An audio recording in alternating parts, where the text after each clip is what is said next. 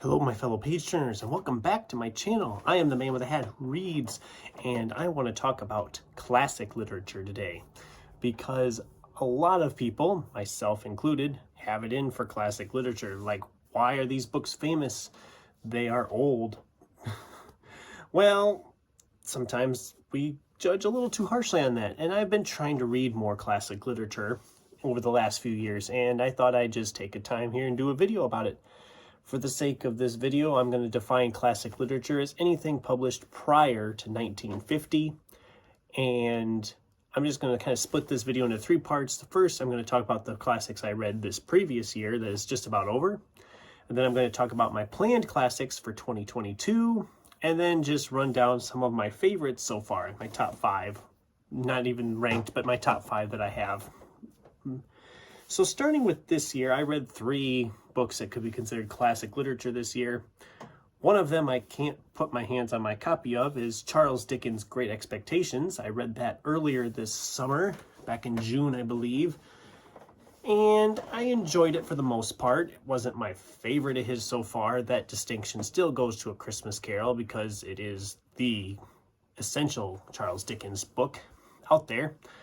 But I've been working my way through his other novels, and in November, I read Oliver Twist. And I liked this one more than Great Expectations, but it's still, for me, Christmas Carol is still the essential Dickens reading. I mean, if you haven't read Christmas Carol, I'm sure you know the story by now because it's everywhere at this time of year, so. And then I recently finished reading Jack London's The Call of the Wild and White Fang, and I didn't love these. They're okay. I liked Call of the Wild more than White Fang. White Fang really especially felt like it just drug to get going.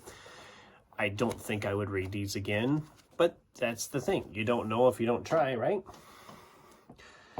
So that's the classics I read for this year, because by the time you've seen this video, the year will either be pretty close to being done or it will be done. And I didn't get as many read this year as I wanted to, but that's what's great. I have a nice stack for next year now. So these are in no particular order. I don't know when I'll get to any of these, except sometime in 2022 for all these. First up, one I've been wanting to read for a while, and I'm finally going to tackle it. George Orwell's 1984. Especially now, it sounds like every year that passes, this book feels more and more timely. So I've actually, and I know it took me forever to find a copy of this book, and I know you can go on Amazon and order stuff right away, but I always like the thrill of the hunt.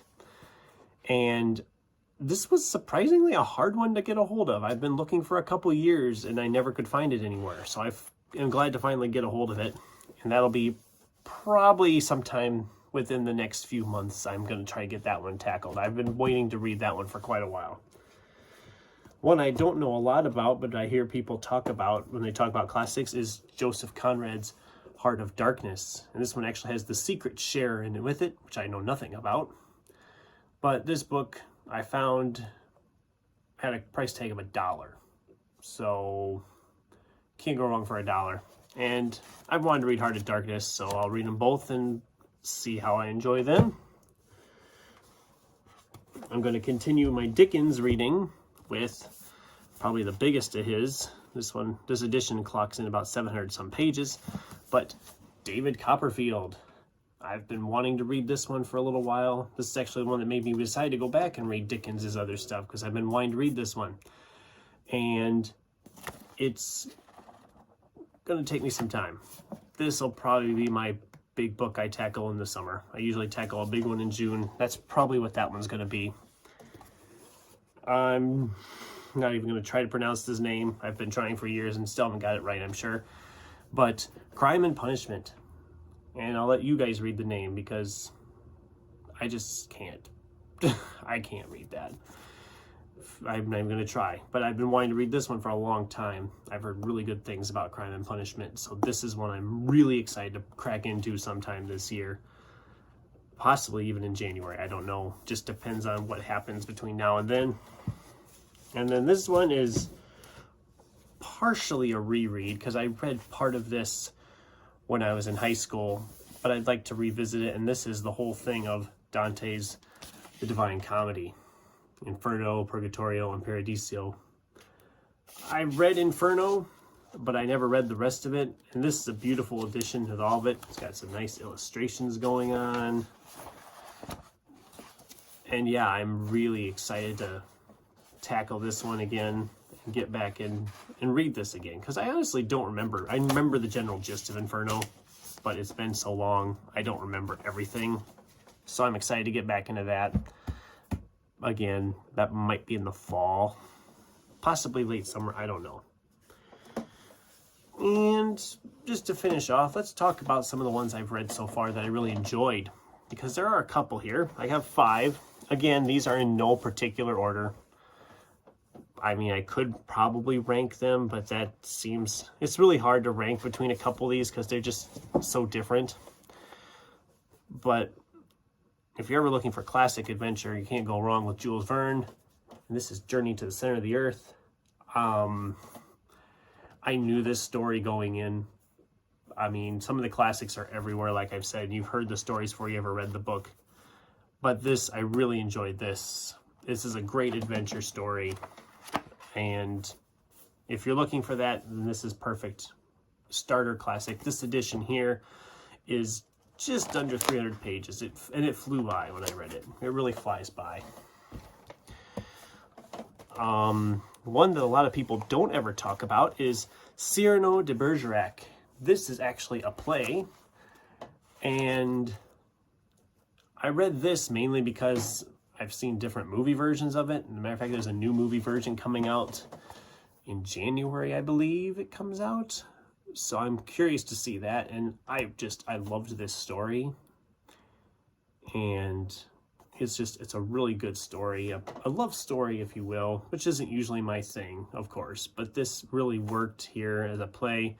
There's some great humor, there's some beautiful dialogues listed here, and yeah, if you haven't heard of this or haven't read this, you should check it out. Again, it's a very fast read. This edition here is like 130 pages, and it flies by. I mean, it's a play, so you know that it's not going to be too terribly long.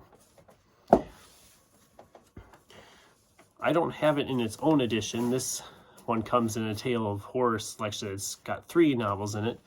But of course, Dracula by Bram Stoker. I loved Dracula. This edition has Dracula, Frankenstein, and the picture of Dorian Gray. And it's a nice edition because I got all 3 of those. I should just get a copy of Dracula itself for my collection, but I figure I don't really need to double up on stuff. And like I said, it has Dracula in it, and it's perfect for my needs, perfect for my collection. And these last 2 I have here, like I said, it's hard to rank these. One is pretty much anything by Poe. I mean, you can't go wrong with Edgar Allan Poe. I mean, he's pretty much invented the horror story, possibly invented the detective story, and some of his poetry is fantastic. And I crack this bad boy open up every year on Halloween to read The Raven. The Raven's like my Halloween tradition. I gotta sit down and recite The Raven.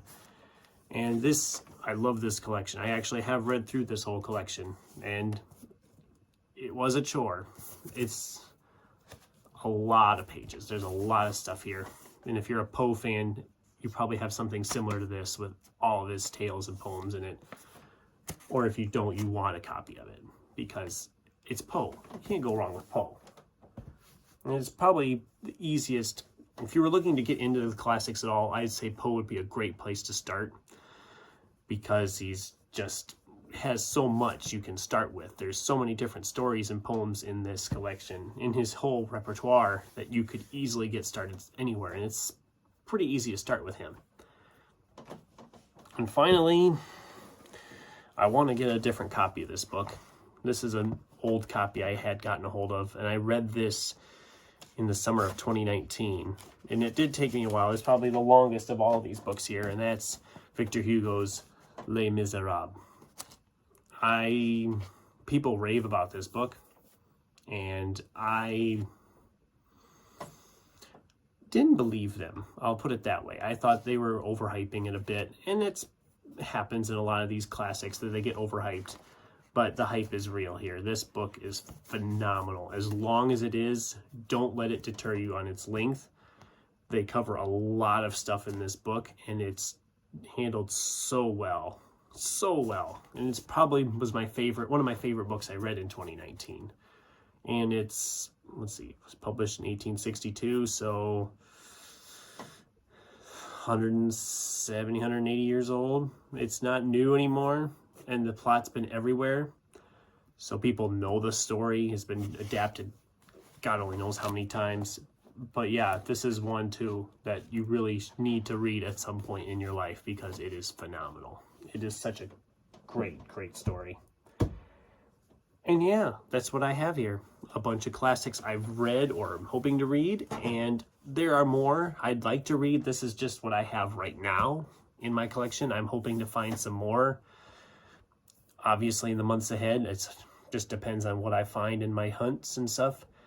But yeah, what classics are you looking forward to reading this year or have read? What are some of your favorites? Leave me a comment in this comment section below. And until next time, keep turning pages. Thanks for watching.